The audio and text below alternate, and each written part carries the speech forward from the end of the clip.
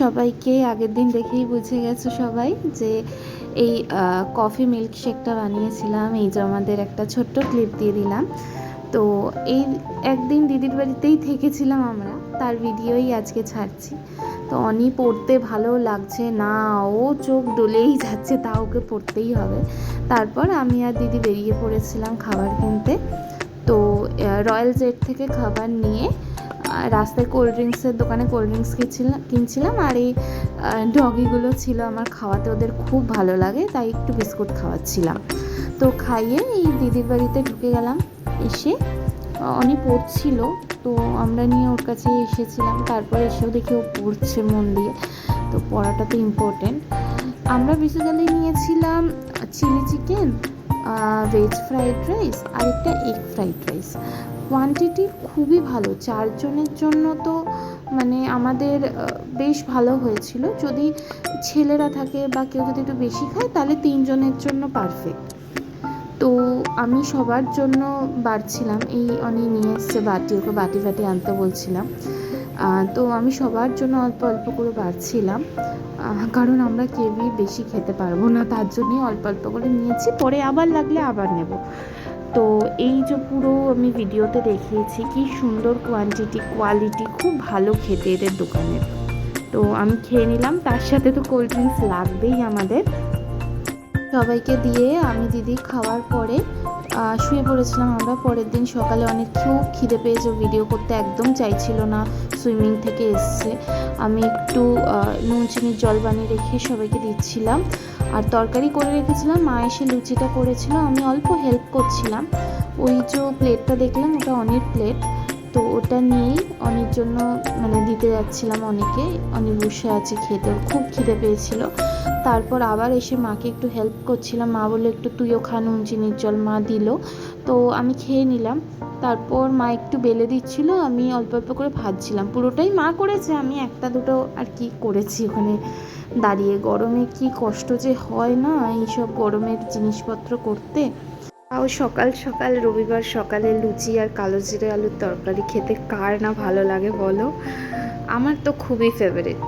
তো ওইটা খাওয়ার পর দিদির জন্য বাড়ছিলাম। দিদি বলছিল ও ঝোল বেশি খাবে না, ওই জন্য ওকে একটু ছেঁকে ছেঁকে আলু দেখেই দিচ্ছিলাম। আমরা না সাদা আলুর তরকারিটা খাই না, আমরা একটু হলুদ দিয়েই খাই, ওটাই ভালো লাগে।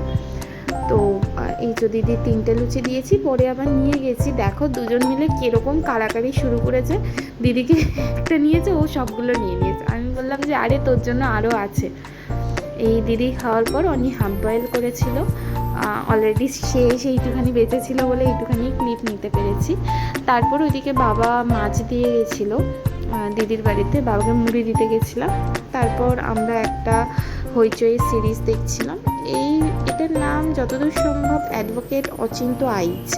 দেখতে দেখতে নিচে দেখি জামাইবাবুর পার্সেল এসছে, ওটা নিয়ে মানে জামাইবাবুর অফিস থেকেই নিয়েছিলাম, আর বাইরে বেরোয়নি। নিয়ে জামাইবাবুর অফিসে রেখেই আমি উপরে যাচ্ছিলাম। উপরে তখন মা রান্না করছে দুপুরের লাঞ্চে। তো উপরে গিয়ে দেখি মাছের টক করেছে, ডিমের ঝোল করেছে, আর এটা বরবটি বাটা। কে কে ভালোবাসো বলো বরবটি বাটা খেতে? তারপর জামাইবাবু চলে এসেছিলো দুপুরে। আর দুপুর মানে 3টে-4টে নাগাদ একটু না ফল খেতে খুব ইচ্ছা করে। ওই জন্য আমি তরমুজ আর পেয়ারাগুলোকে সুন্দর করে কেটে রাখছিলাম যাতে সবাই খায়। একটু সুন্দর করে যদি সবাইকে সাজিয়ে দেওয়া হয় যে কেউ, তাহলে খেতেও তো ভালো লাগে। নিজেরাও যখন খাই, মানে আমি স্পেশালি যখন খাই, আমি একটু সাজিয়ে গুছিয়ে নিয়েই খেতে পছন্দ করি, নাহলে না মানে ছেড়ত বেরত করে খেতে ইচ্ছা করে না। এই যে আমি প্লেটটা নিয়ে নিয়েছি, এরপর পেয়ারাটা কাটছি। পেয়ারাটা একটু পাকা ছিল, যেহেতু দিদিদের না ফ্রিজে সব কিছু থাকে, কিন্তু আর কি ওর হুঁশ থাকে না কোথায় কি আছে না থাকে। তো আমি গিয়ে সব সুন্দর করে এই যে কেটে সাজিয়ে গুজিয়ে দিচ্ছিলাম, যাতে একটু সাজিয়ে দিলে, পাকা পেয়ারা হোক যাই হোক খেতে দেখবে খুব ভালো লাগে সাজিয়ে দিলে স্পেশালি। এই যে সাজানো হয়ে গেছে, এটা জামাইবাবুর জন্যই নিয়ে যাচ্ছিলাম। নিয়ে যে এই যে নিচে জামাইবাবুর অফিসে জামাইবাবুকে দিয়ে আমাদের জন্য নিয়ে একটা বাটিতে এই যে দিদিকে দিলাম। দিদি ফোন দেখছিল আর অনিবুদে শুয়েছিল। তারপর সন্ধ্যাবেলার দিকে উঠে আমি আর অনি 2 প্লেয়ার্স বলে একটা গেম আছে, ওই গেমে অনেক রকমের গেম আছে ওর ভেতরে। তো আমরা বেসিক্যালি খেলছিলাম, আমি বলছিলাম চেস খেলবো, বলছে না না চেস খেলবো না, ও হেরে যাচ্ছিলো বলে। তো খেলতে খেলতে আমাদের খিদে পেয়েছিলো বলে একটু চিপস খাচ্ছিলাম। তারপর দিদি ভুট্টা পুড়িয়ে দিয়েছিল আমাকে আর অনেকে, তো ওইটা খেলাম। খেয়ে দিয়ে আমরা বেরোচ্ছিলাম আর অনেক দুষ্টুমিগুলো করছিল। বেরিয়ে বেসিক্যালি আমাদের বাড়ির থেকে একটু যাচ্ছিলাম, অনেক যাচ্ছে ওই যে, তারপর আমার সাথে হাঁটছে। তারপরে দিদি বললো টিফিন কিনতে হবে, পরের দিন স্কুল আছে, তো এখান থেকে মিয়ামরে থেকে একটা টিফিন নিয়ে নিলাম। নিয়ে তারপর আবার হাঁটা লাগালাম। রাতের ডিনার কি খাবো, বললো মোমো খেয়ে নিই, তেল ঠেলার খাবো না।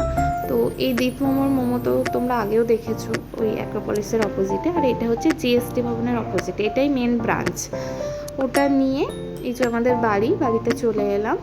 উঠে এই যে আঁকাগুলো দেখছো, এগুলো সব কিন্তু আমার নিজের আঁকা। তো এটা রেখে একটু ড্রেসটা চেঞ্জ করে সবার জন্য বাড়ছি। এবার এতগুলো প্যাকেট না আলাদা আলাদা করে বাড়তে খুব অসুবিধা হয়, ওই জন্য আমি একটা বোলে স্যুপ, একটা প্লেটে সব মোমোগুলো ঢেলে তারপর সবাইকে দেব। তো এদের স্যুপটাও খুব ভালো করে, মোমোটাও ভালো করে।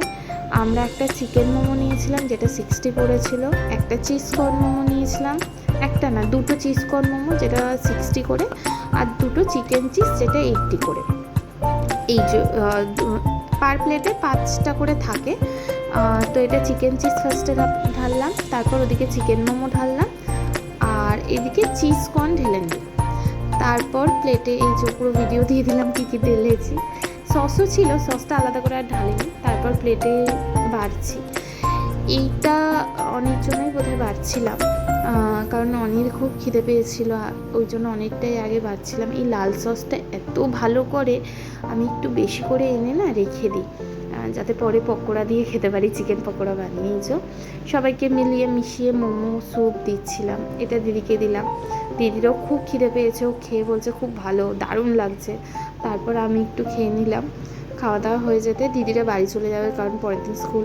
তো অনেকজনই চকলেটটা দিয়েছি, দেখো সবাই অনেকই খুশি। তারপরে ওই চকলেটটা নিয়ে ও বেরিয়ে যাচ্ছে। তো আজকের জন্য এইটুখানি, টাটা।